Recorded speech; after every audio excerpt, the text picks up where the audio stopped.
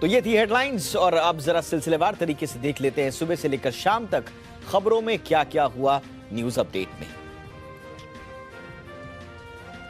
सुबह 7 बजे ही थे कि सीबीआई बिहार के पूर्व मुख्यमंत्री लालू प्रसाद यादव के ठिकानों पर पहुंच गई। सीबीआई ने लालू प्रसाद यादव और उनके परिवार के 17 ठिकानों पर छापेमारी की। यह छापेमारी रेलवे भर्ती बोर्ड में हुई गड़बड़ी के मामले में की गई है। लालू यादव, उनकी पत्नी राबड़ी देवी और बेटी मीसा भारती के पटना, गोपालगंज और दिल्ली स्थित 10 जगहों पर छापेमारी हुई। रेलवे में नौकरी पाने वाले लोगों के घरों में भी सीबीआई ने छापा मारा है।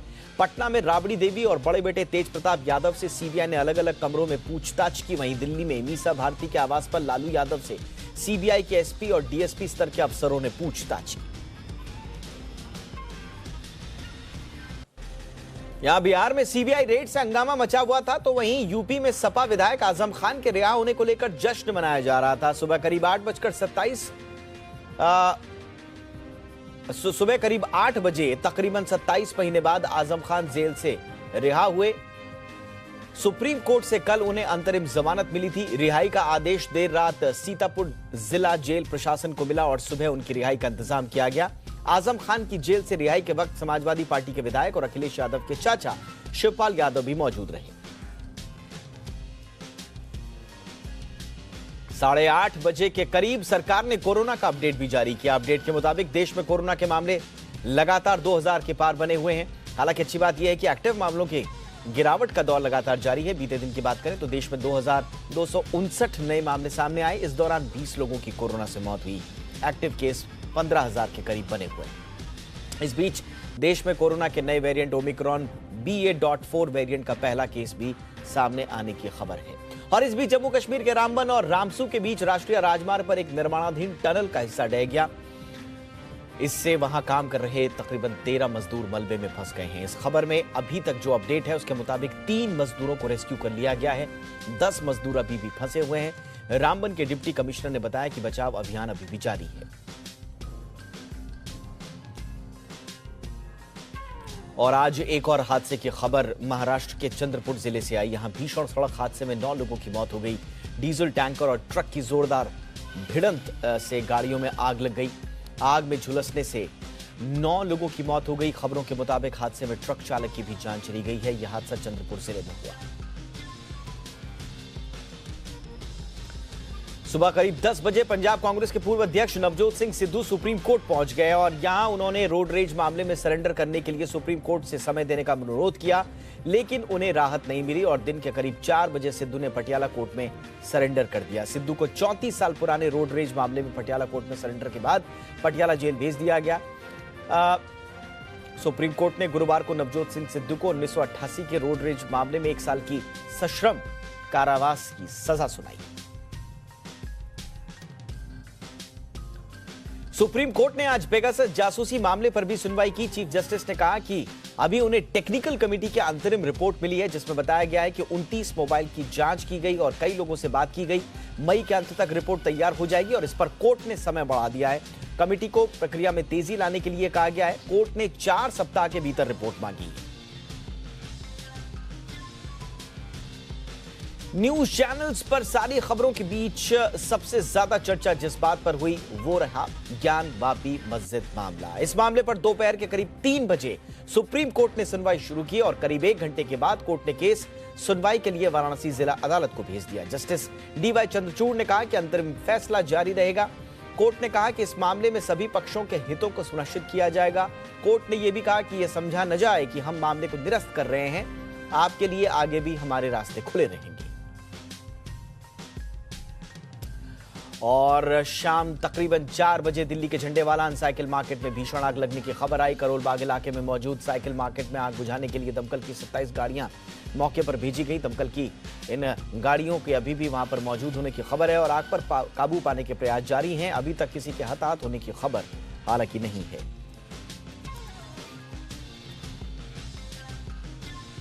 और शाम आते आते इंद्राणी मुखर्जी भी जेल से जमानत पर रिहा हो गई। शीना बोरा हत्याकांड मामले में इंद्राणी मुखर्जी को विशेष सीबीआई अदालत ने जमानत दी।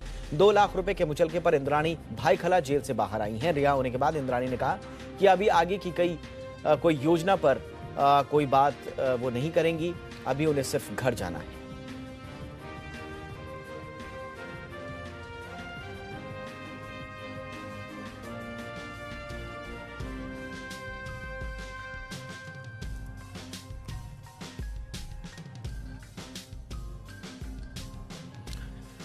और आइए अब खबरों का सिलसिला शुरू करते हैं। कैब सर्विस प्रोवाइडर्स ओला उबर की खराब सर्विस को लेकर सरकार काफी गंभीर दिखाई दे रही है।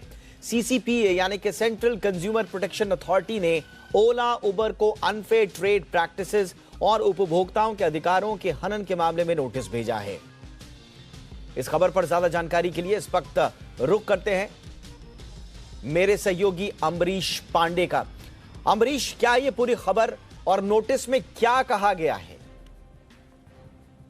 दीपक, जैसा कि अब सभी इस मामले में कहीं ना कहीं भुगत रहे होंगे, ओला और उबर हमें जितने भी ऐप बेस्ड सर्विसेज हैं, इनसे कभी न कभी कोई ना कोई वास्ता जरूर पड़ा होगा लोगों का और कोई परेशानी जरूर झेली होगी। इस सारी परेशानियों को कंज्यूमर अफेयर्स मंत्रालय की जो वेबसाइट है, जो कंज्यूमर हेल्पलाइन है, वहां पर लोगों ने दर्ज किया था।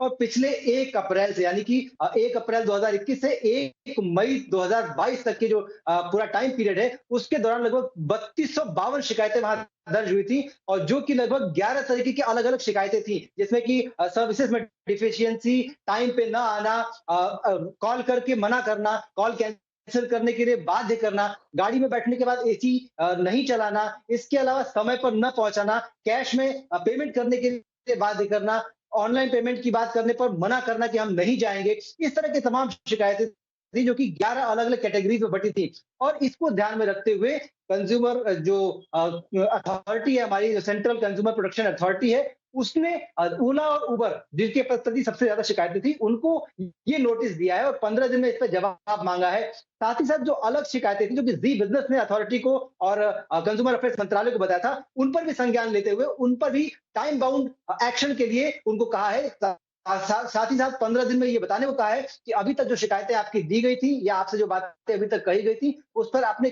क्या क्या एक्शन लिया है। अगर शिकायतों की बात करें तो जो 2 शिकायतें सबसे बड़ी संख्या में है, वह डिफिशियंसी ऑफ सर्विसेज और रिफंड नहीं करना, जिसमें कि उबर के खिलाफ लगभग 61% मामले ऐसे हैं जिसमें कि उन्होंने डिफिशियंसी इन सर्विस देखी गई है। इसके अलावा रिफंड न करने के 14% मामले हैं। कुल शिकायतें पिछले 1 साल में 770 उबर के खिलाफ है।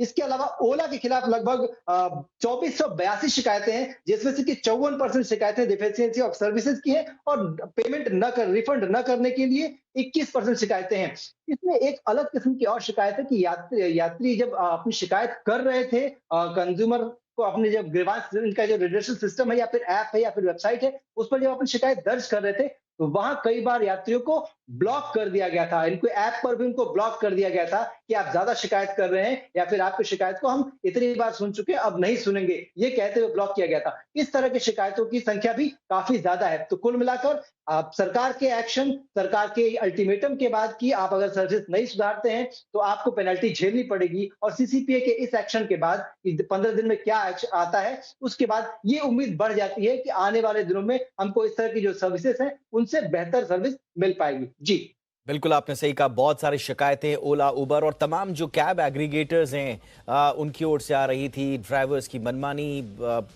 कभी भी अचानक से कैंसिल कर देना, रूडली बात करना, हाइजीन का एक बहुत बड़ा मसला है। तो इन तमाम मामलों को संज्ञान में लेते हुए सीसीपीए ने अब ओला और उबर को कम से कम नोटिस भेजा है। देखना है कि ओला और उबर अपनी सफाई में क्या जवाब देते हैं सीसीपीए को और आगे इस पर क्या कार्रवाई होती है। बहुत बहुत शुक्रिया अमरीश पांडे इस तमाम जानकारी के लिए। और आइए शुरुआत करते हैं हमारी कवर स्टोरी की।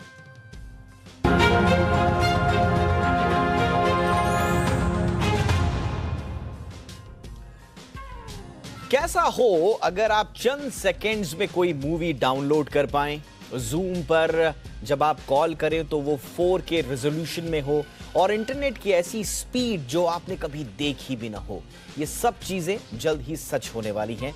दरअसल भारत ने 5G की दिशा में आज अहम कदम बढ़ा दिया। इनफैक्ट कल केंद्रीय इलेक्ट्रॉनिक्स और सूचना प्रौद्योगिकी मंत्री अश्विनी वैष्णव ने IIT मद्रास में 5G कॉल का सफल टेस्ट किया। उन्होंने 5G वॉइस और वीडियो कॉल किया। वैष्णव ने बताया कि 5G कॉलिंग का ये end to end network Bharat में ही विकसित किया गया है। टेस्टिंग से पहले अश्विनी वैष्णव ने कहा कि इस साल सितंबर से अक्टूबर तक भारत का खुद का 5G इंफ्रास्ट्रक्चर तैयार हो जाएगा। इस सफल परीक्षण के बाद अब जल्द ही भारत में 5G सेवाओं के लिए स्पेक्ट्रम नीलामी की तैयारी है। सरकार की कोशिश है कि 2022 में देश में 5G सेवाओं को शुरू कर दिया जाए। दूरसंचार विभाग ने हाल ही में बताया कि 2022 के अंत तक देश के 13 शहरों में 5G टेलीकॉम सेवाएं मिलनी शुरू हो जाएंगी। इन 13 शहरों में दिल्ली, मुंबई, कोलकाता, चेन्नई, हैदराबाद समेत कई दूसरे शहर शामिल हैं। अगर ऐसा होता है तो भारत दुनिया के उन चुनिंदा देशों में शामिल हो जाएगा जहां पर 5G सेवाएं उपलब्ध होंगी। देश में 5G नेटवर्क आने का फायदा सिर्फ आपको तेज इंटरनेट स्पीड के तौर पर ही नहीं मिलेगा, बल्कि ये इकोनॉमी को भी मजबूत करने में अहम भूमिका निभाएगा। 5G के फायदों की बात करें तो मोबाइल टावर्स दूर होने के बावजूद भी इंटरनेट चलाने में कोई परेशानी नहीं होगी। मोबाइल की बैटरी भी कम खपत होगी। इसके अलावा इस नेटवर्क से आप कई डिवाइसेस को एक साथ भी जोड़ पाने में सक्षम होंगे। काम स्पीड में होगा। इकोनॉमी के लिहाज से बात करें तो ये नेटवर्क को मोबाइल बैंकिंग और स्वास्थ्य जैसी सेवाओं की पहुंच को बढ़ाने में रोल निभाएंगी, उन्हें स्पीड अप भी करेंगी। इस तकनीक की मदद से मौजूदा शहरों को स्मार्ट शहरों में बदला जा सकेगा। केंद्रीय मंत्री पीयूष गोयल ने कहा कि 5G टेक्नोलॉजी 15 साल में भारतीय अर्थव्यवस्था में 35 लाख करोड़ रुपए का योगदान करेगी। 5G टेक्नोलॉजी से driverless car, health care, virtual reality, cloud gaming के लिए भी नए रास्ते खुलेंगे। भारत में 5G स्पेक्ट्रम की अभी नीलामी शुरू नहीं हुई है, लेकिन दुनिया के कई देशों ने या तो 5G सेवा शुरू कर दी है या इसके नेटवर्क की टेस्टिंग की जा रही है। इस मामले में भारत कई देशों से बहुत पीछे है। फ्रांस, जर्मनी जैसे देशों में 5G की शुरुआत हो चुकी है। यूरोपीय देशों के अलावा चीन, ऑस्ट्रेलिया, अमेरिका, कई दक्षिण अमेरिकी देश और कुछ अफ्रीकी देशों में भी 5G सर्विस चालू है। रूस की राजधानी मॉस्को में भी ये सेवा शुरू हो गई है। यहां तक कि आर्थिक संकट से जूझ रहे श्रीलंका में भी 5G नेटवर्क चल रहा है। भारत में 5G टेक्नोलॉजी के लिए पहल तो हो चुकी है, अब इंतजार है तो इसके घर घर तक पहुंचने का। लेकिन देखना होगा कि जिस टेक्नोलॉजी की टेस्टिंग अभी शुरू हुई है उसके घर घर तक पहुंचने में कितना वक्त लगेगा। वैसे जितने भी टेलीकॉम प्लेयर्स हैं, जो वेंडर्स हैं, वो भी अक्टूबर तक खुद को इक्विप करने और इसके लिए तैयार रहने की बात कह चुके हैं। इससे पहले कि हम भारत में 5G को लेकर चर्चा शुरू करें, क्या आपको दिखाते हैं कि कैसे केंद्रीय आईटी मंत्री अश्विनी वैष्णव ने आईआईटी मद्रास में 5G वॉइस और वीडियो कॉल का कल परीक्षण किया। हेलो हेलो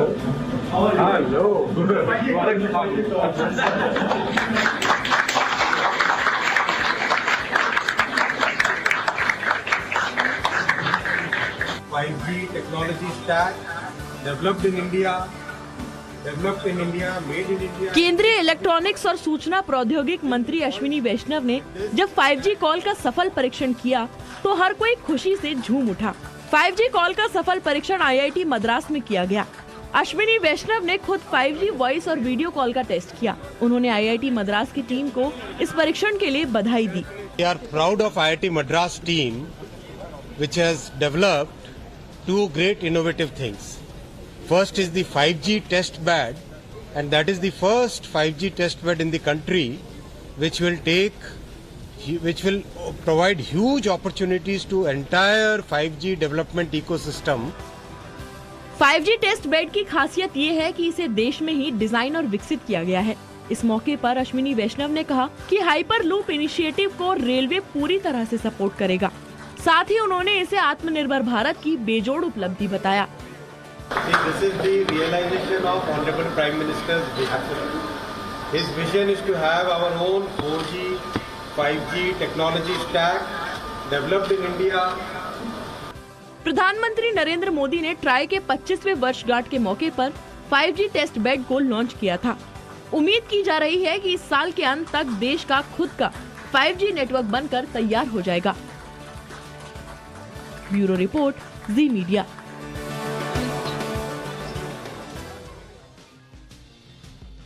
और आइए इस पर करते हैं खास चर्चा, और इस चर्चा के लिए हमारे साथ जुड़ चुके हैं खास मेहमान, टेलीकॉम डिपार्टमेंट के पूर्व DDG Ram Narayan sir. Ram sir, बहुत बहुत स्वागत है आपका।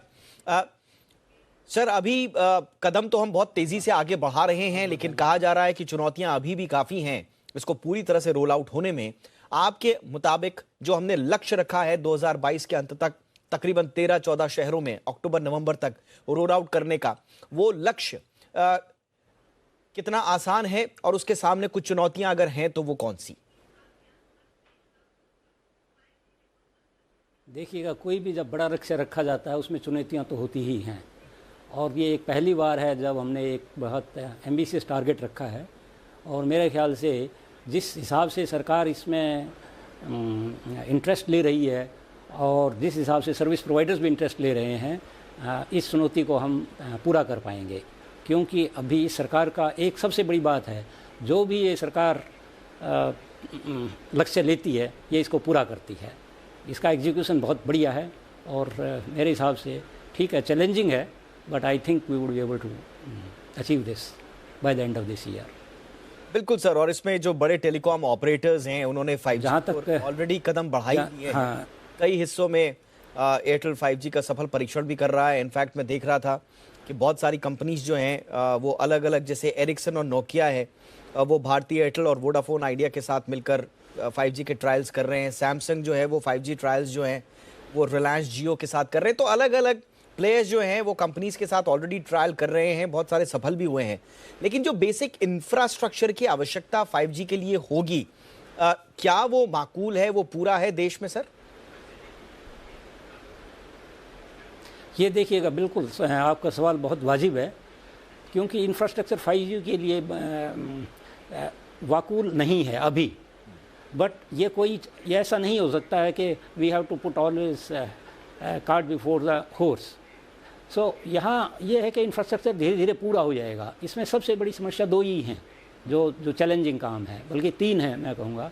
एक तो चैलेंज था टेक्नोलॉजी का इस टेस्ट बेड का जो टेस्ट बेड चालू हो गया है IIT मद्रास में, ये एक बहुत बड़ा काम हो गया है और इससे इकोसिस्टम डेवलप होगा। बहुत सारे जो डेवलपर्स हैं अपने IoT के प्रोडक्ट्स हैं, सर्विसेज हैं, सॉफ्टवेयर हैं, वो टेस्ट कर पाएंगे। इस एक चैलेंज तो इसलिए हम काफ़ी आगे बढ़ गए हैं। दूसरा चैलेंज था स्पेक्ट्रम का भी चैलेंज। सरकार ने अभी ऑक्शन जुलाई अगस्त में हो जाएंगी तो स्पेक्ट्रम भी मिल जाएगा। हाँ, स्पेक्ट्रम का मुझे ऐसा लगता है कि स्पेक्ट्रम का हाई प्राइस जो है एक थोड़ा सा इनहिबिटिंग फैक्टर है। बट हमारे जो सर्विस प्रोवाइडर्स हैं वो बड़े दक्ष हैं फाइनेंसिस को इकट्ठा करने में, या क्योंकि एक बढ़ती हुई टेक्नोलॉजी है तो ये इस हर्डल को भी पूरा कर लेंगे। और तीसरा जो चैलेंज है वो है फाइबराइजेशन का। फाइबराइजेशन भी बड़ी तेज़ी से चल रहा है। अब देश में काफ़ी 14-15 लाख किलोमीटर का फाइबर नेटवर्क है, तो मेरा ख्याल से वो भी 5G स्टार्ट करने के लिए काफ़ी है। और ज्यों 5G की सर्विसेज बढ़ती जाएंगी और काम होता ये जो फाइबराइजेशन है और बढ़ता चला जाएगा। जब ये तीनों कंपोनेंट, टेक्नोलॉजी का कंपोनेंट, स्पेक्ट्रम का कंपोनेंट और फाइबराइजेशन, तीनों जो चैलेंजेस पूरे हो जाएंगे, और ये एक वर्क इन प्रोग्रेस है। कोई भी टेक्नोलॉजी एक दिन में नहीं आती है, उसको टाइम लगता है। अगर हम इस साल के अंत तक इसको शुरू कर लेते हैं तो अगले साल काफ़ी डेवलपमेंट हो जाएगा इसमें। एब्सोल्युटली सर, और मैं अलग अलग एस्टिमेट्स पढ़ रहा था। रोल आउट अगर इस साल के अंत तक पूरी तरह से हो भी जाता है तो भी हमें 2027 तक देखने को मिलेगा कि जो 4G टेक्नोलॉजी है वो डोमिनेंट टेक्नोलॉजी रहेगी कम से कम 2027 तक। और इसी स्पीड से हम अगर आगे बढ़ते रहे तो 2027 में भी तकरीबन 40% से कम लोग ही रिप्रेजेंट करेंगे मोबाइल सब्सक्रिप्शन जिनके पास 5G होगा। यानी कि धीरे धीरे एक चरणबद्ध तरीके से ये होगा। लेकिन एक जो बड़ी समस्या है सर, और जो आशंका है जिसका आपने थोड़ा सा जिक्र भी किया, क्या भारत में 5G टेक्नोलॉजी महंगी होगी सर? और ये महंगी अगर होगी तो कब तक, और फिर इसके आम आदमी की पहुंच में आने के आसार कब नजर आएंगे? हाँ, ये दो चीज़ें हैं। एक रोल आउट का मैंने जवाब दे दिया है। जहाँ तक टेक्नोलॉजी की बात है, इसमें जो 4 चैलेंजेस और आते हैं। एक तो टेक्नोलॉजी के डेवलपमेंट का, एक कॉस्ट का, एक मार्केटिंग का और एक इंटरनेशनल इश्यूज़ का। अब जो हम टेक्नोलॉजी डेवलप कर रहे हैं, क्योंकि जो डेवलप कर रहे हैं जो प्राइवेट सर्विस प्रोवाइडर्स हैं, वो जो टेक्नोलॉजी दूसरे वेंडर्स की लेने जा रहे हैं, जबकि जो टेक्नोलॉजी शायद BSNL को अडॉप्ट करनी पड़ेगी, या हो सकता है कि जो C.DOT और इसका कंसोर्शियम TCS वगैरह के जिन्होंने 4G बनाया है कोर नेटवर्क, वो अभी बात करते हैं कि हम 5G नेटवर्क में भी जाएंगे। तो जब तक वो सभी सर्विस प्रोवाइडर के लिए मैंडेटरी नहीं होगा तब तक कॉस्ट ऑफ जो इकोनॉमी ऑफ स्केल अचीव नहीं होंगी, और इसलिए एक एसिमेट्रिक सिचुएशन पैदा हो जाती है। और ये जो चीज़ है, इसके लिए जो है शायद थोड़ा सा डिटेल में जाने की ज़रूरत है, सरकार को भी और सर्विस प्रोवाइडर्स को भी इकट्ठे बैठ के एक समाधान निकालने की ज़रूरत है कि हम कैसे करें कि कॉस्ट भी ना बढ़े और हम इंडिजिनस अपना टेक्नोलॉजी भी डेवलप कर लें। अगर हम इंडिजिनस टेक्नोलॉजी एक सर्विस प्रोवाइडर के लिए करते हैं या 2 के लिए करते हैं तो वो इकोनॉमी ऑफ स्केल्स से उससे कॉस्ट कम नहीं होती है, बल्कि सारे हिंदुस्तान के ही टेलीकॉम सर्विस प्रोवाइडर्स के नहीं है। जो टेक्नोलॉजी कोई भी वर्ल्ड में डेवलप करता है वो पूरे संसार के लिए डेवलप करता है, और जब वो करता है तभी वो इकोनॉमी ऑफ स्केल और स्कोप बन पाती है।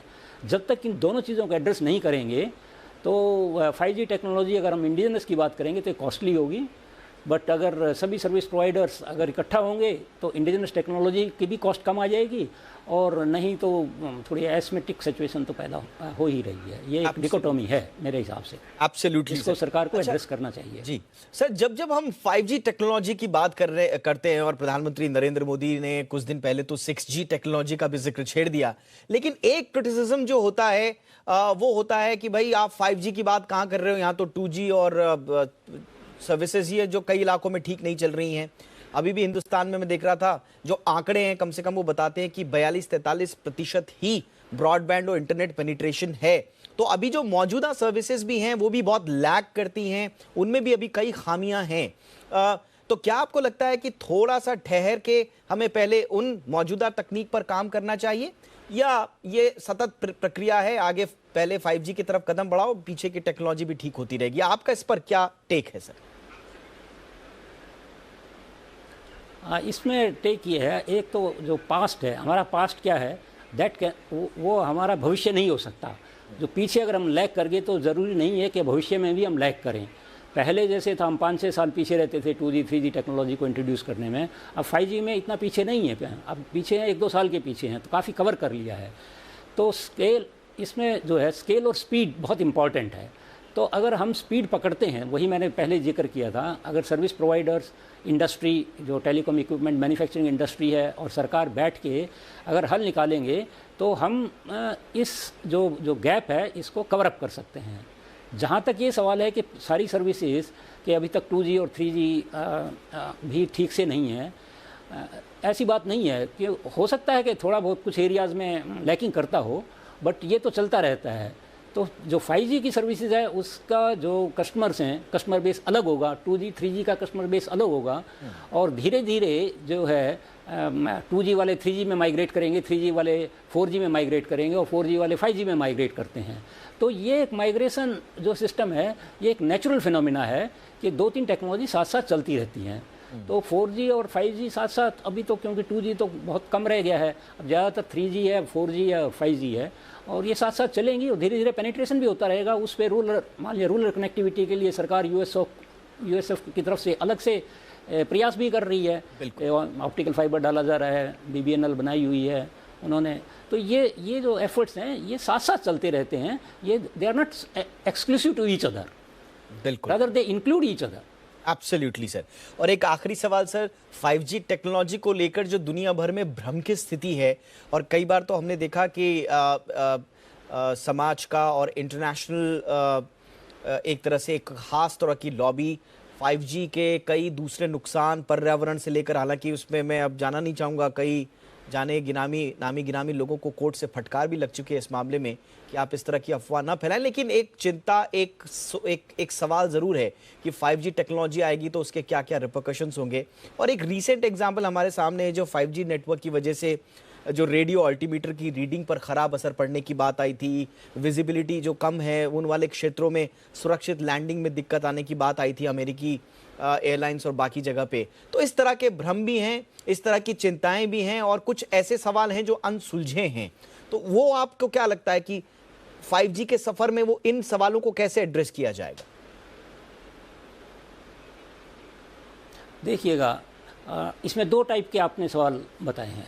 एक तो जो आपने एल्यूड किया है, एक तो हेल्थ से एल्यूड किया है, और दूसरा जो टेक्नोलॉजी में इंटरफेरेंस वगैरह की बात है। पहले मैं इंटरफेरेंस वगैरह की बात करता हूँ। जहाँ तक ये, जब भी कोई नई टेक्नोलॉजी आती है उसमें कुछ चैलेंजेस आते हैं, जैसे इंटरफेरेंस का आ गया और स्पेक्ट्रम शेयरिंग का आ गया। वो जो चैलेंजेस हैं, एज यू गो फॉरवर्ड, जो आप आगे बढ़ते रहते हो, तो वो समस्याएं हल होती चली जाती हैं, विजिबिलिटी बढ़ती चली जाती है। जैसे आप एक जंगल में जाते हो तो उसमें कोई रास्ता नज़र नहीं आता है, जब आगे जाते हो तो रास्ता अपने आप साफ होता चला जाता है और नज़र आता है। ऐसे ही इसमें भी विजिबिलिटी अपने आप जो सॉल्यूशन से निकलते रहते हैं। जहाँ तक हेल्थ का सवाल है, ये एक बहुत बड़ा टॉपिक है, इसमें हमने बहुत पहले भी काम किया था काफ़ी, और ये एक ऑनगोइंग समस्या है। इसको हमें एक्सपर्ट्स पे छोड़ देना चाहिए। मैं अभी तो यही कहूँगा, जो एक्सपर्ट्स की फाइंडिंग्स हैं हमें उनको मान लेना चाहिए और उस पे ही जाना चाहिए जब तक हमारे पास कोई ऐसा एविडेंस नहीं है कि हम उसको नेगेट कर सकें। तो इसलिए अभी भ्रम फैलाने वाली बात अभी नहीं होनी चाहिए, क्योंकि उस पर अलग से काम चल रहा है, WHO काम कर रही है और संस्थाएँ भी काम कर रही हैं। तो और वो जैसे कहते हैं, जैसे उनकी फाइंडिंग है, we should go by their reports and we should accept them as such. Thank you sir. मुझे लगता है कि 5G को लेकर जो 360 डिग्री विश्लेषण होना चाहिए था वो पूरा हुआ। इसके तमाम पहलुओं को हमने छुआ। बड़ी आसान भाषा में आपने तमाम सवालों का जवाब दिया। Thank you so much sir, आपने हमारे लिए वक्त निकाला। Ram Narayan sir, thank you so much. आइए अब बढ़ते हैं आगे। फर्जी लोन ऐप के खिलाफ जी बिजनेस ने जो मुहिम छेड़ी है उसको लगातार प्रशासन का साथ मिल रहा है। मुंबई पुलिस के बाद अब समूची महाराष्ट्र साइबर क्राइम ने भी फर्जी लोन ऐप्स के खिलाफ लकेल कसनी शुरू कर दी है। 2 दिन पहले आपको याद होगा 15 फर्जी लोन ऐप्स के खिलाफ गूगल को महाराष्ट्र साइबर क्राइम ने शिकायत की थी। वहीं अब 16 और फर्जी ऐप्स के खिलाफ शिकायत की गई है। गूगल को इन ऐप्स को बंद करने के लिए कहा गया है, इनको आइडेंटिफाई किया गया है। कुल मिला के अब तक महाराष्ट्र साइबर क्राइम जो पुलिस है उसकी ओर से 15 और 16 31 इस तरह के ऐप्स आइडेंटिफाई करके गूगल को बता दिया गया है कि ये ठीक नहीं है, इनको आप हटाइए। पिछले 1 साल में महाराष्ट्र साइबर क्राइम पुलिस को 1774 ऑनलाइन शिकायतें सिर्फ फर्जी लोन ऐप के खिलाफ आई थी और इसके बाद इन्होंने 31 फर्जी लोन ऐप्स के बारे में जांच की और पाया कि ये सभी ऐप्स लोगों को ठगने के लिए बनाए गए थे।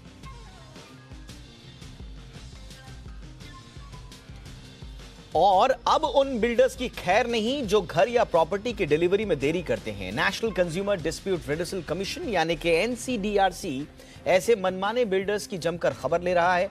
एक मामले में NCDRC ने 27 साल बाद भी पोजीशन नहीं देने पर मुंबई के एक बिल्डर पर फ्लैट की कीमत का 7 गुना जुर्माना लगाया। मुंबई के एक दूसरे मामले में 3 साल की देरी पर बिल्डर को 37 लाख रुपए का जुर्माना लगा है।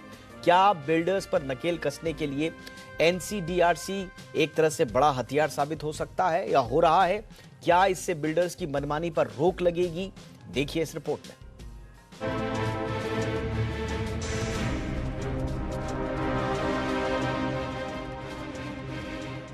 ये खबर उन कस्टमर्स के लिए है जिन्होंने फ्लैट तो बुक करा लिए हैं, लेकिन बिल्डर उन्हें तयशुदा समय पर फ्लैट देने में नाकाम साबित हो रहे हैं। National consumer dispute redressal commission यानी कि NCDRC ऐसे बिल्डरों की जमकर खबर ले रहा है। मामला मुंबई से है। एक परिवार ने 27 साल पहले नवी मुंबई में 1995 में 25,70,000 रुपए में 2 फ्लैट बुक कराए थे, लेकिन सिटी बिल्डर्स ने उन्हें 27 साल बाद भी फ्लैट नहीं दिया।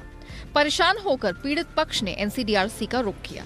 मामले की जांच पड़ताल के बाद NCDRC ने बिल्डर की मनमानी को देखते हुए उस पर फ्लैट की कीमत का 7 गुना यानी करीब 1.25 करोड़ रुपए का जुर्माना लगाया है। NCDRC ने सुप्रीम कोर्ट का हवाला देते हुए साफ किया कि अगर बिल्डर अपने निर्धारित समय तक मकान देने में चूक जाता है तो शिकायतकर्ता का पूरा अधिकार है कि वो चाहे तो मकान ले या अपने पैसे ब्याज सहित वापस ले, और साथ में वो क्षतिपूर्ति की मांग भी कर सकता है। दरअसल बिल्डर कई तरह के बहाने बनाकर ग्राहकों को पोजेशन देने में देरी करते रहते हैं। इसे देखते हुए NCDRC ने सख्त रुख अपनाया है। एक और मामला ठाणे का है, जहां बिल्डर ने 2013 में घर खरीदार से 90% कीमत ले ली। शर्तों के मुताबिक 2015 में घर खरीदार को पोजेशन मिलना था, लेकिन बिल्डर कस्टमर को जब कब्जा नहीं मिलने पर घर खरीदार ने 2018 में NCDRC का रुख किया तो बिल्डर ने कब्जे की फीस जमा करने पर घर खरीदार को फ्लैट देने की बात कही, जिसे घर खरीदार ने ठुकरा दिया और ब्याज के साथ अपने पैसे वापसी की बात की। रकम के रिफंड के मामले में भी NCDRC को दखल देना पड़ा। NCDRC ने बिल्डर को फ्लैट की कीमत के साथ 9% की ब्याज दर से 63 लाख के भुगतान का आदेश दिया है। कुछ ऐसा ही मामला मुंबई के बांद्रा से भी है। यहाँ घर खरीदारों ने 2011 में फ्लैट बुक किया था, जिसका पोजेशन उन्हें 2014 में मिलना था, लेकिन बिल्डर ने 2017 में उन्हें फ्लैट का कब्जा दिया। मामला राष्ट्रीय उपभोक्ता आयोग में गया, जहां आयोग ने फ्लैट कब्जे में 3 साल की देरी पर सनस्टोन डेवलपर्स पर 37 लाख का जुर्माना लगाया है। इसी तरह बिल्डरों की मनमानी को रोकने के लिए सरकार ने 2017 में रेरा एक्ट को लागू किया, जिसके आधार पर राज्य रेरा कानून काम करते हैं। रेरा का मकसद रियल एस्टेट सेक्टर में ग्राहकों के हितों की सुरक्षा करना है। लेकिन सच्चाई ये है कि रेरा को हथियार तो दे दिए हैं, पर रेरा के हथियार को वो धार अभी तक नहीं मिल पाई है जिससे बिल्डरों की मनमानी पर प्रहार किया जा सके। ऐसे में बिल्डरों की मनमानी को लेकर एनसीडीआरसी के सख्त फैसले घर खरीदारों के लिए बेहद राहत वाले हैं। रुकते हैं एक छोटे से ब्रेक के लिए, लेकिन ब्रेक के बाद आपको बताएंगे कि 1955 की एक कार कैसे बन गई दुनिया की सबसे महंगी कार। एक छोटे से ब्रेक के बाद इसके अलावा भी ढेर सारी खबरें देखते रहिए इंडिया 360।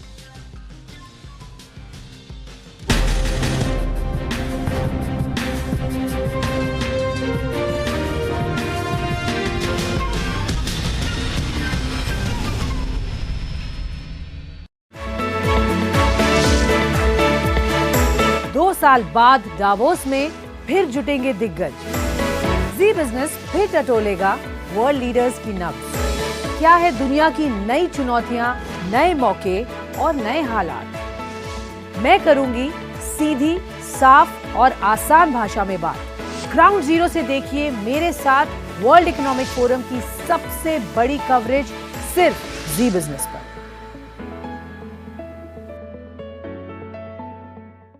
हो गया।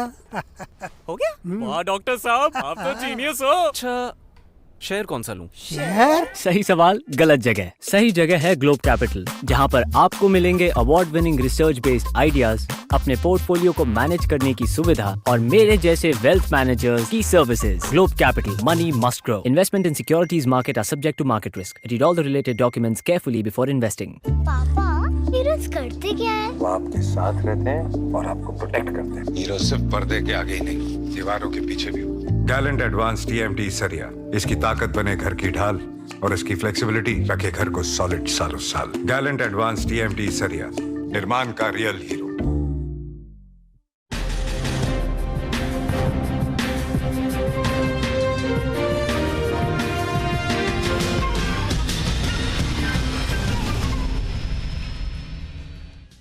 ब्रेक के बाद आपका स्वागत है। अब चलते हैं दावोस, जहां वर्ल्ड इकोनॉमिक फोरम की सालाना बैठक होने वाली है।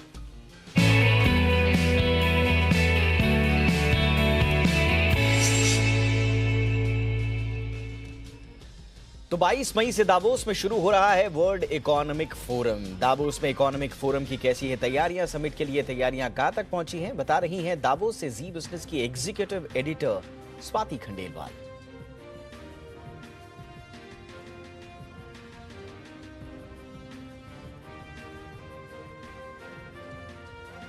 बिल्कुल, जैसा आपने कहा ये वर्ल्ड इकोनॉमिक फोरम 2 साल के बाद इन पर्सन हो रही है, तो उसकी अहमियत इसलिए बढ़ जाती है क्योंकि कभी ऐसा पहले नहीं हुआ। हर साल होती थी, बट पेंडेमिक की वजह से पिछले साल ये नहीं हुई और जनवरी की बजाय इस बार मई में हो रही है, क्योंकि जनवरी में भी ओमिक्रॉन का जो कंसर्न था वो था। अब बात होती है इस बार क्या महत्वपूर्ण रहेगा इस बार की फोरम में। पहले तो मैं बता दूं जो थीम जिस पर वर्ल्ड इकोनॉमिक फोरम इस बार बेस्ड है वो ये है कि history at a turning point, government policies and business strategies. तो आई थिंक आप देखिए विश्व का सबसे बड़ा मंच जहां सबसे महत्वपूर्ण top leaders of the world आते हैं और विश्व की ही जो दिक्कतें हैं उनके सॉल्यूशंस पर बातचीत करते हैं। तो इस वक्त अगर आप देखिए तो 4 बड़े मुद्दे हैं जिस पर बात होगी। ऑफ कोर्स जियोपॉलिटिकल टेंशंस, जो यूक्रेन और रशिया की वॉर है वो कंसर्न एक बहुत बड़ा है। पेंडेमिक तो ऑफ कोर्स एक ऑनगोइंग चैलेंज अब रहेगा ही, साथ साथ में क्लाइमेट चेंज और टेक्नोलॉजी डिसरप्शन, ये कुछ थीम्स हैं जो यहाँ पर हाईलाइटेड रहेंगे, जिस पर बात होगी। इकोनॉमीज को लेकर खासा यहाँ पर चर्चा होगी और I think as a business channel I think ये बहुत ज़रूरी है यहाँ देखना कि ग्लोबल लीडर्स किस तरीके की ग्रोथ प्रोजेक्ट कर रहे हैं और इंडिया वो कहाँ पर उसमें फैक्टर इन करता है। अगर हम ग्लोबल ग्रोथ रेट की बात करें और जिस तरीके की एक नर्वसनेस देखी गई है, वॉलेटिलिटी देखी गई है इकोनॉमीज़ में,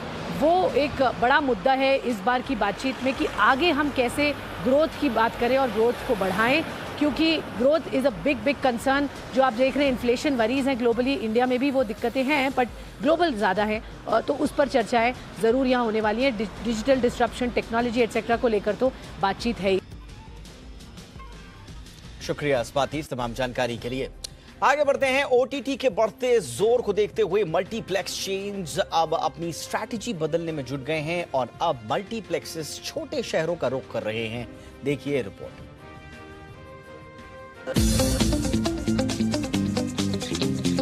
कोविड काल में ओटीटी प्लेटफॉर्म्स ने मल्टीप्लेक्स चेन्स को ऐसा कड़ा कंपटीशन दिया है कि अब देश की बड़ी बड़ी मल्टीप्लेक्स चेन्स को अपनी बिजनेस स्ट्रैटेजी बदलनी पड़ रही है। बड़े बड़े शहरों के बाद अब देश की दिग्गज मल्टीप्लेक्स चेन्स छोटे शहरों में भी अपने मल्टीप्लेक्स खोलेंगी, जहां टिकट के दाम शुरू होंगे महज 50 रुपए से।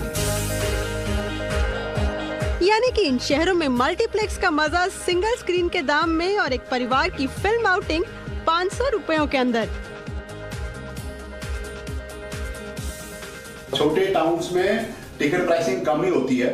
आईनॉक्स जो भी टिकट प्राइसिंग डिटरमिन करता है उसमें ध्यान रखा जाता है कि उस एरिया की पेइंग प्रोपेंसिटी क्या है, लोकेशन क्या है, उसके बेस पे हम लोग टिकट प्राइसिंग प्लान करते हैं। तो obviously ticket pricing as low as 60 rupees in this town we start. Covid के बाद देश की अधिकतर जनता को कंटेंट ओटीटी पर देखने की आदत बन गई है, पर छोटे शहरों में अभी भी ओटीटी प्लेटफॉर्म्स की पेनिट्रेशन बाकी है और इसी का फायदा मल्टीप्लेक्स चेन्स जल्द से जल्द उठाना चाहते हैं। बड़े शहरों में अगर 7 से 10 करोड़ में एक मल्टीप्लेक्स खुलता है तो छोटे शहर में 2 से 3 करोड़ में, यानी कि कम लागत में आमदनी।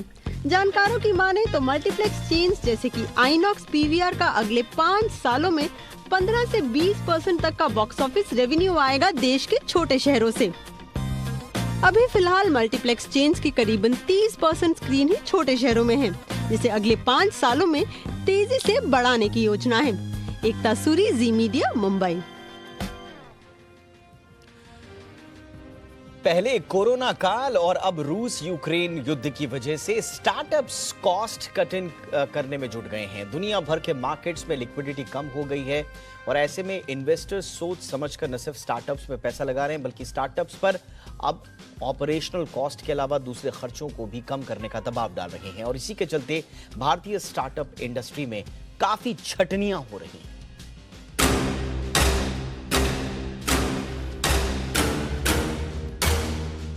भारतीय स्टार्टअप इंडस्ट्री में इन दिनों छंटनियों की खबरें हेडलाइन बना रही हैं। साल 2022 की शुरुआत से लेकर अब तक इंडियन स्टार्टअप्स में हजारों लोग अपनी नौकरियां गंवा चुके हैं। सूत्रों की माने तो ओला ने 2100 वर्कर्स के साथ अपना कॉन्ट्रैक्ट खत्म किया। ब्लिंकिट ने 1600 प्लस लोगों को निकाला। अनअकैडमी ने 1000 प्लस एम्प्लॉइज को ले ऑफ किया। वेदांतु का आंकड़ा 624 प्लस है, कास्ट 24 का 600 प्लस, ट्रेल का 300 प्लस। कुछ स्टार्टअप कॉस्ट कटिंग वजह दे रहे हैं तो कुछ स्टार्टअप ऑटोमेशन। गौर करें तो स्टार्टअप इंडस्ट्री में लेऑफ्स के पीछे की कई वजहें हैं। कोविड काल में स्टार्टअप इकोसिस्टम बूम पर था, इंटरेस्ट रेट कम था, कंज्यूमर बिहेवियर बदला हुआ था, फंडिंग के लिए कैश अवेलेबल था। लेकिन रूस यूक्रेन युद्ध के बाद मार्केट धड़ाम से गिरा। फेड ने रेट बढ़ा दिए, महंगाई की मार बढ़ गई, जिससे कि इन्वेस्टर्स के हाथ तंग हो गए और दबाव इन्वेस्टेड स्टार्टअप्स पर पड़ना शुरू हो गया। यही नहीं, कोरोना काल में स्टार्टअप्स ने जो इन्वेस्टर्स को अपनी वैल्यूएशंस दिए थे, उनके टारगेट तक पहुंचने में भी कुछ स्टार्टअप्स फेल हो गए। ऐसा नहीं है कि इन्वेस्टर्स नए स्टार्टअप्स में निवेश नहीं कर रहे हैं, लेकिन बीते कुछ सालों की इन्वेस्टमेंट रैली पर अब न सिर्फ ब्रेक लगा है, बल्कि इन्वेस्टर्स अब थोड़ा रुक कर अपने निवेश का हिसाब किताब भी स्टार्टअप से मांग रहे हैं। यही वजह है कि नए स्टार्टअप्स और इनसे जुड़े वर्क फोर्स के लिए ये एक मुश्किल और मेहनत भरा दौर है। एकता सूरी, जी मीडिया, मुंबई। आइए देश की कुछ और खबरों का रुख कर लेते हैं और चलते हैं असम, जहां पर बाढ़ से हालात अभी भी गंभीर स्थिति में बने हुई हैं। 26 जिलों की करीब 6.5 लाख आबादी बाढ़ की चपेट में है। सेना और एनडीआरएफ की टीम लोगों को सुरक्षित स्थानों पर लगातार पहुंचाने की कोशिश कर रही है।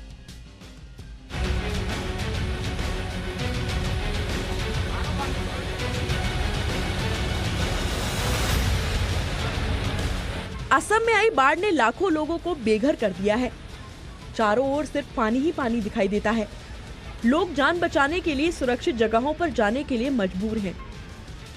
लगातार बारिश के बाद कई स्थानों पर भूस्खलन और जलभराव की समस्या पैदा हो गई है, जिस कारण पहाड़ी इलाकों में रेलवे ट्रैक और सड़कों को भारी नुकसान पहुंचा है। होजाई जिले की सड़क का हाल देखिए। बाढ़ के पानी की वजह से सड़क पूरी तरह टूट चुकी है। वहीं बाढ़ में फंसे लोगों को सुरक्षित निकालने के लिए सेना और एनडीआरएफ लगातार मिशन में जुटी हुई है। सेना की टीम दूर दराज के गाँव में जाकर नाव के जरिए लोगों को सुरक्षित निकाल रही है। रेस्क्यू ऑपरेशन के लिए सेना का सहायता लिया जा रहा है। हम आपको दिखाएंगे कि ये होजाई डिस्ट्रिक्ट का ये तस्वीर है, जहाँ पे सेना अपना बोट लेकर बहुत अंदर तक जा रही है। ये पूरा जो इलाका हम दिखा रहे हैं, ये खेती का इलाका है। यहाँ से बोट अंदर जा रहा है क्योंकि दूर दूर तक गाँव तक पानी भराया है। असम में आई बाढ़ का पानी अब तेजी से निचले इलाकों में भरने लगा है। बाढ़ से सबसे ज्यादा प्रभावित होजाई जिले में हाहाकार मचा हुआ है। कई गांव तो पूरी तरह डूब चुके हैं। सेना और एनडीआरएफ की मदद से लोगों को सुरक्षित स्थानों पर ले जाया जा रहा है। यहाँ माने पानी गला से ऊपर चल रहा है, रास्ता के ऊपर। तो आप लोग अभी कहाँ पर रुके हुए हैं? यहाँ पे कोई रिलीफ? स्कूल में रुके हुए हैं। अच्छा, तो रिलीफ मिल रहा है यहाँ पे? हाँ।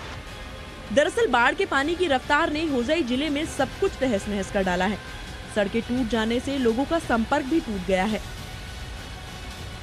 इस वक्त हम हैं होजाई जिले में और ये है यहाँ का मैना पथार इलाका। आप देख सकते हैं कि हम जहाँ पे खड़े हैं वहाँ पर कितना करंट है और कितना फोर्स के साथ पानी जा रहा है। और ये पानी जो कहा जा रहा है, स्थानीय लोग जो कह रहे हैं पिछले 5 दिनों से ऐसा ही स्थिति बनी हुई है। असम में आई बाढ़ ने 26 जिलों की करीब 6.5 लाख आबादी को बुरी तरह प्रभावित किया है। अब तक करीब 8 लोगों की मौत हो चुकी है। वहीं बाढ़ के दौरान राहत और बचाव का काम भी तेजी से जारी है। साथ ही काफी लोगों को राहत शिविरों में भी पहुंचाया गया है। असम से सोमित सेनगुप्ता के साथ ब्यूरो रिपोर्ट, जी मीडिया। असम के लुमडिंग विधानसभा के बीजेपी विधायक शिबू मिश्रा का एक वीडियो वायरल हो रहा है। दरअसल नेताजी जब बाढ़ग्रस्त इलाकों का जायजा लेने पहुंचे तो चारों ओर पानी भरा था। नेताजी ने पानी में उतरने की जहमत नहीं उठाई और सेना के जवान की पीठ पर ही सवार हो लिए।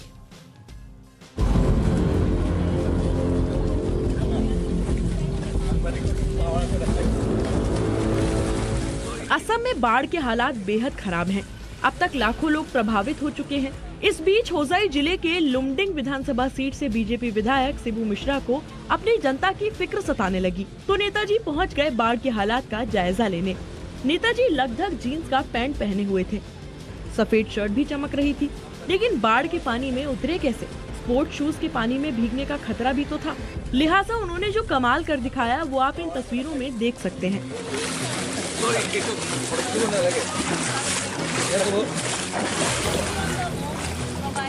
बीजेपी विधायक शिबू मिश्रा राहत और बचाव कार्य में जुटे एक जवान की पीठ पर सवार हो लिए। सोशल मीडिया पर वायरल हो रहे इस वीडियो में आप देख सकते हैं कि नेताजी बाढ़ के पानी के बीच जवान की पीठ पर सवार होकर सुरक्षित नाव की तरफ जा रहे हैं। बाढ़ के पानी में कहीं भीग न जाए, लिहाजा उन्होंने अपने पैर भी उठाकर रखे हैं। बीजेपी विधायक जब सुरक्षित नाव में पहुंच गए तो उन्होंने जवान को थैंक यू भी बोला। आखिरकार बाढ़ के पानी में फंस जाने पर जवान ने उन्हें सुरक्षित पहुंचाया, तो थैंक यू कहना तो बनता ही है। ये अलग बात है कि होजाई जिला बाढ़ से पूरी तरह प्रभावित है। सेना और एनडीआरएफ लगातार राहत और बचाव के कार्य में जुटी हुई है। ब्यूरो रिपोर्ट, जी मीडिया।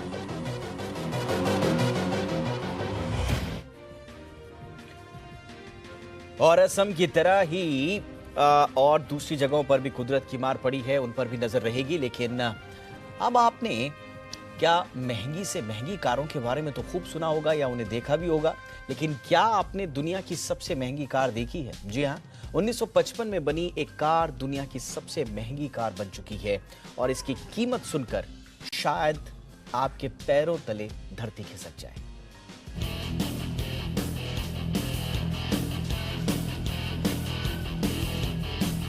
आपने कभी सोचा है कि दुनिया की सबसे महंगी कार का दाम क्या हो सकता है?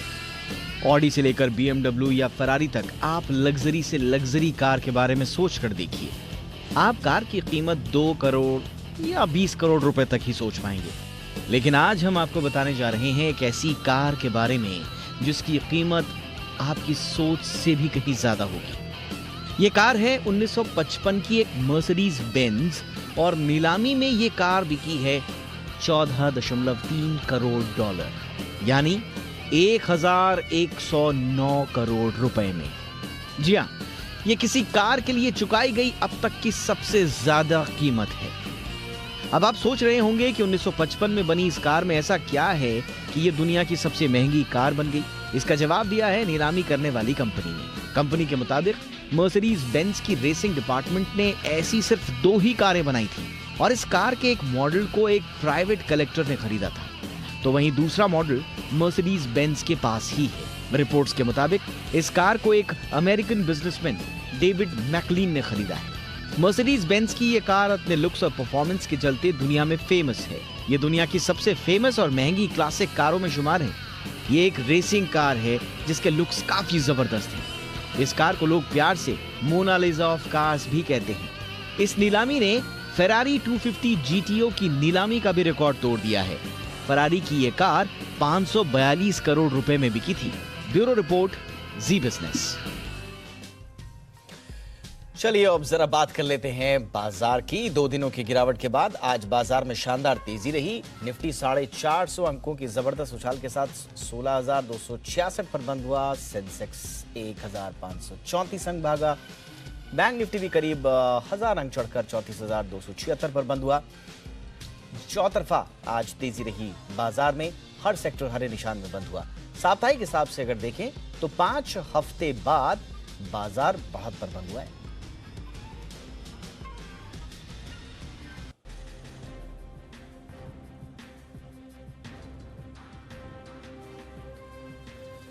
डिजिटल सिग्नेचर सर्टिफिकेट प्रोवाइड करने वाली कंपनी ई मुद्रा का आईपीओ आज से सब्सक्रिप्शन के लिए खुल गया है। इश्यू का साइज 413 करोड़ रुपए है। कंपनी ने आईपीओ का प्राइस बैंड 243 से 256 रुपए प्रति शेयर तय किया है। इसमें निवेशकों को कम से कम 14,848 रुपए का निवेश करना होगा। जी बिजनेस के मैनेजिंग एडिटर अनिल सिंघवी ने लंबी अवधि के लिए पैसे लगाने की सलाह दी है। पहली चीज तो है कि इस आईपीओ में पैसा लगाना चाहिए। ओके, हाँ, लॉन्ग टर्म के लिए लगाना चाहिए। ओके, लॉन्ग टर्म सोच के लगाना चाहिए। हो सकता है शॉर्ट टर्म में बन जाए, नहीं बने तो कोई दिक्कत नहीं। इस कंपनी को आप लॉन्ग टर्म के तौर पर रखिए। बहुत दिनों बाद दीपिया कहना चाहूंगा कि एक अच्छा क्वालिटी इशू है, राइट, इसका मतलब जिसमें बहुत सारी अच्छाई हैं। पहली चीज तो प्रोमोटर्स बहुत शानदार है, लंबा ट्रैक रिकॉर्ड है। 2007 से ये बिजनेस कर रहे हैं, वेल क्वालिफाइड है और बिजनेस समझते हैं। जी, सबसे बड़ी बात डिजिटल सिग्नेचर और जो इससे रिलेटेड बिजनेस है, टॉप क्लास मैनेजमेंट है, इसमें कोई डाउट नहीं। दूसरी चीज, जो बिजनेस ये कर रहे हैं उसमें मार्केट लीडरशिप है। 37-38% मार्केट शेयर होना बड़ी बात है, करेक्ट। और इस बिजनेस के बढ़ने का स्कोप बहुत ज्यादा है, तो आउटलुक भी बढ़िया है और अब तक का बिजनेस भी बढ़िया है। फाइनेंशियल ट्रैक रिकॉर्ड अमेजिंग, बहुत ही बढ़िया, हर तरह के मतलब 30% के मार्जिन पे बिजनेस करने वाली कंपनियां काम अच्छी है। बिल्कुल सर। तो और रेवेन्यू ग्रोथ बहुत इंप्रेसिव है। आपको ऐसे देख के लगेगा अरे 150-150 करोड़ की रेवेन्यू वाली कंपनी, लेकिन ये फी इनकम है, ये कोई मैन्युफैक्चरिंग वाली कंपनियां नहीं है, फीस कमाने वाली कंपनियां। तो financial track record, cash flow बहुत बढ़िया। अभी आईपीओ आने के बाद है ना, डेट फ्री भी हो जाएगी। प्लस अच्छा, जो आईपीओ से पैसा मिल रहा है उसका इस्तेमाल बहुत बढ़िया कर रहे हैं। यूएस में एक्सपांशन प्लान करना है इनको, यहाँ थोड़ा और एक्सपांशन करेंगे तो मतलब आगे भी ग्रोथ बनने वाली है। सो मेरे ख्याल से पॉजिटिव बहुत बढ़िया है और रेवेन्यू ग्रोथ बहुत इंप्रेसिव है। तो बहुत ही बढ़िया ट्रैक रिकॉर्ड वाली कंपनी है और बहुत क्लीन कामकाज है। श्रीलंका में राष्ट्रपति गोटबाया राजपक्षे के खिलाफ विरोध प्रदर्शन जारी है। कोलंबो में छात्रों के प्रदर्शन के दौरान आंसू गैस के गोले छोड़े गए, वाटर कैनन का इस्तेमाल किया गया। दवाओं की कमी के कारण श्रीलंका में मेडिकल इमरजेंसी के हालात बनते जा रहे हैं।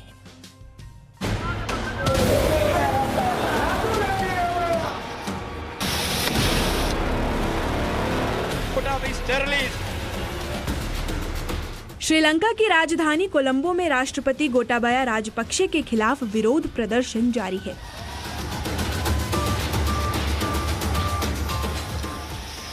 तमाम प्रयासों के बाद भी अभी तक प्रदर्शनकारी शांत नहीं हुए हैं।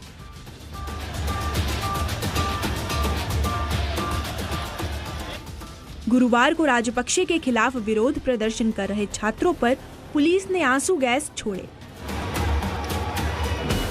इंटर यूनिवर्सिटी स्टूडेंट्स फेडरेशन के छात्र राष्ट्रपति राजपक्षे के इस्तीफे की मांग कर रहे हैं।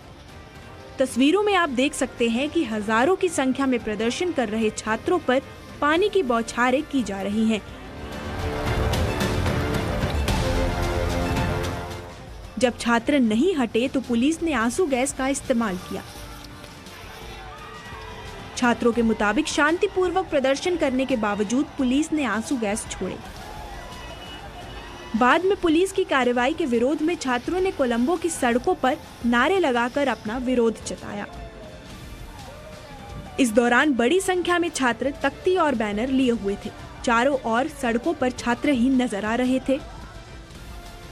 वहीं आर्थिक संकट के बीच दवा की कमी को लेकर श्रीलंकाई डॉक्टरों ने विरोध की धमकी दी है।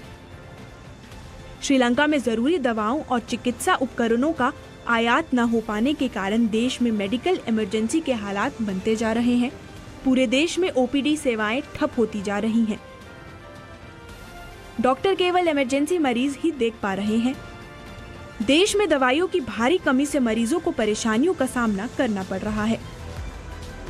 दूसरी ओर गंभीर आर्थिक संकट का सामना कर रहे श्रीलंका के लिए राहत की खबर है। G7 देशों के समूह ने जर्मनी में एक बैठक में कहा कि G7 देश श्रीलंका को लोन देने के प्रयासों का समर्थन करेंगे। इसके लिए एक ड्राफ्ट तैयार किया जा रहा है, जिसे G7 देशों के वित्त मंत्रियों की बैठक समाप्त होने से पहले अंतिम रूप दिया जाएगा। श्रीलंका अपने खराब आर्थिक हालात की वजह से विश्व बैंक और दूसरी संस्थाओं से मिला कर्ज नहीं चुका पा रहा है। ब्यूरो रिपोर्ट, जी मीडिया।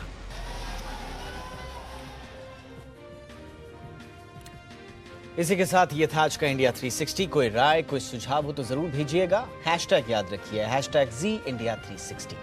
नमस्कार।